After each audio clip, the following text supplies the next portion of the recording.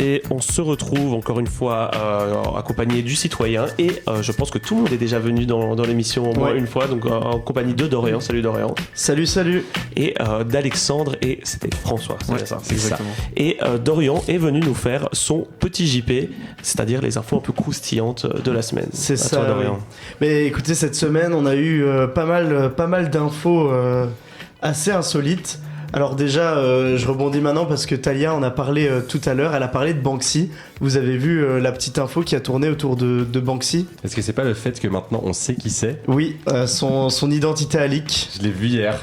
Robert Cunningham. Oui, et en fait, en vrai c'est un peu décevant, mais je pense qu'il fallait pas s'attendre à un truc de ouf. Enfin, genre, c'est un homme britannique...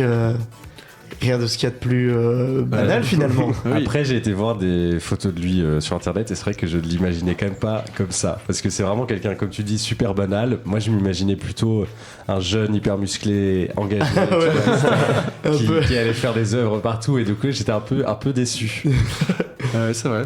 Et apparemment, du coup, ses œuvres ont perdu en valeur après le démasquage de Banksy. Ouais. T'imagines mettre autant d'efforts dans une carrière à préserver ton anonymat pour que au final... Et on sait comment il a leak son identité. Je sais que c'est un journaliste qui l'a... Après, j'avoue que le journaliste qui a eu l'info d'office, s'il veut faire son chiffre, il a dû se mettre bien, mais j'avoue que je sais pas comment il a eu l'information. Sinon, nouvelle qui est tombée hier, et je sais que Rally nous regarde et ça lui fera plaisir, mais le Maroc est champion d'Afrique après 3 mois sans avoir marqué... Non, un peu moins de 3 mois, un mois et demi, 2 mois. Ouais, ça fait 2 mois, un truc comme ça. Donc pour remettre un peu les choses dans le contexte, donc le Sénégal avait gagné suite à un match totalement lunaire, et finalement la Fédération africaine de football a rendu son jugement et remet la coupe au Maroc. Voilà. Le Sénégal a fort le seum du coup. Je pense qu'ils refusent la victoire du Maroc, le Sénégal. Je pense qu'ils disent on va pas rendre la coupe et c'est trop tard. C'est pas du tout au courant, mais c'est fou comme histoire. Genre 3 mois après, on leur enlève leur. C'était un truc de règle, non ? Je pense que personne quitte le terrain avant la fin. Et dans les règles, ça veut dire que c'est l'autre équipe qui gagne. Mais sauf qu'ils ont mis du coup 2 mois à trancher quoi. Il aurait juste fallu que l'arbitre prenne la décision sur le moment même quoi, au lieu d'être pris a posteriori, parce que même hier j'ai eu un petit appel de Rally qui avait l'air assez heureux. Mais je me dis que est-ce que c'est vraiment comme ça que t'as envie de gagner un trophée ? C'est vrai. Est-ce que revenir dessus 3 mois après dans les tribunaux, limite il valait mieux rien dire quoi. Je sais pas s'il y avait les ultras marocains dans le tribunal à ce moment-là, mais moi je trouve que ça gâche un peu la victoire. C'est moins la sensation comme c'est la finale, tu gagnes, il y a toute ton équipe qui célèbre. Là c'est en mode 2 mois après, finalement vous avez gagné les gars. C'est ça, ils sont tous retournés dans leur club. C'est ça gâche un peu le truc. J'ai parlé de Rally, j'ai parlé de Talia, j'ai parlé d'un autre membre du radio. Arthur, sa petite particularité, c'est qu'il travaille au UBO. Et j'ai été vous trouver une petite anecdote sur le UBO. Alors, pas le UBO des Y, je pense. Mais donc, il y aurait eu un client enfermé dans le UBO. C'est Arthur qui l'a enfermé. Oui, c'est peut-être Arthur, parce qu'en plus, figurez-vous que l'histoire, c'est que, comme d'habitude, en fin de journée, un peu dans les magasins, si on voit qu'il n'y a plus trop de monde, on essaie de fermer un peu plus tôt. Et le dernier vendeur voulait justement fermer plus tôt le UBO. Et sans s'apercevoir qu'il restait un mec quoi. Et le mec qui est resté l'a fait exprès. Non, juste il s'est fait enfermer dans le UBO contre son gré quoi. Il a passé la nuit là-bas.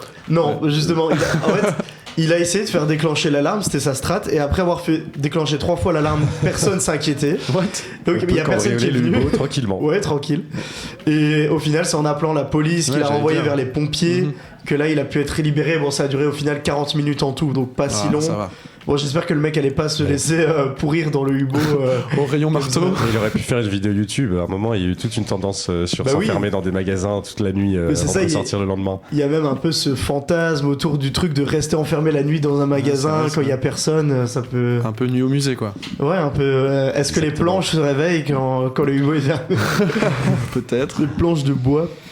Sinon, cette semaine, on a aussi fêté un anniversaire. Je ne sais pas si vous avez une idée de l'anniversaire qu'on a pu fêter cette semaine. J'imagine que c'est pas d'une personne. C'est pas d'une vraie personne parce que c'est les 100 ans de quelque chose. Est-ce qu'on peut avoir un indice? Un indice, Disney. Mickey ? Non, c'est pas possible. Mickey c'est déjà passé, Ouais. c'est un très vieux personnage aussi. Le Roi Lion. Non. Entre Mickey et le Roi Lion. Donc probablement Blanche-Neige ? Non, je vais vous le donner. Il y en a trop, désolé. Si je vous dis Pot de miel. Winnie l'ourson. Winnie l'ourson. Winnie On l'ourson. souhaite un très joyeux anniversaire à Winnie l'ourson.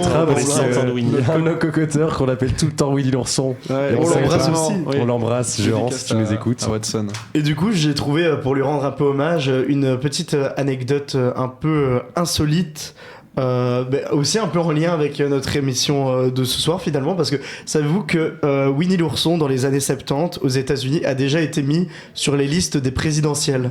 Mais quoi ? Et oui, c'est pour la blague, juste mettre Winnie l'ourson. Ça devait être un peu comme un vote blanc. Enfin. What ? Mais Winnie l'ourson a une carrière en politique. Parce Mais que oui. Même avec le président chinois qui l'a interdit parce qu'on lui ressemblait de trop là. Il est trop dans la politique. Oui, c'est son autre lien avec la puis, politique. Les dossiers Epstein, ou notamment.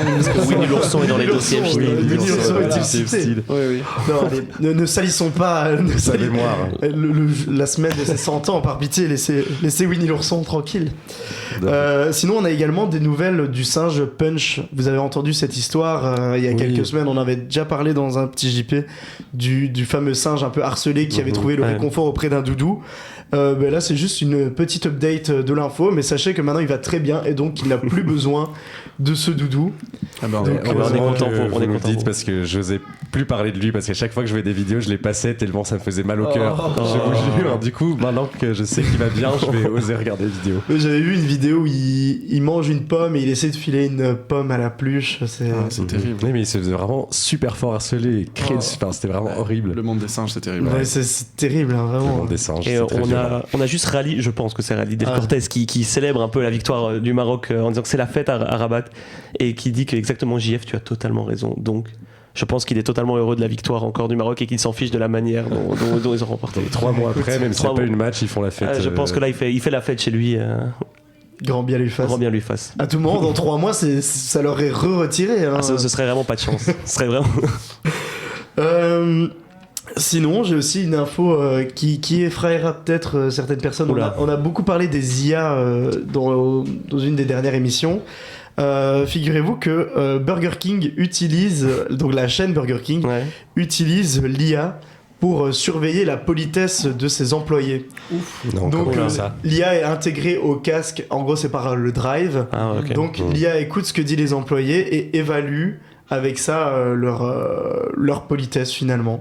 Et dans tous les pays l'article que j'ai vu c'était en France, donc je suppose que c'est en France que ça se passe. En général c'est des États-Unis que ça se vient. D'ailleurs, permettez-moi de remarquer que je n'ai eu aucune info insolite américaine. C'est rare. Et c'est assez rare parce que souvent, si t'as juste besoin d'infos insolites, tu regardes les États-Unis, ce qui se passe.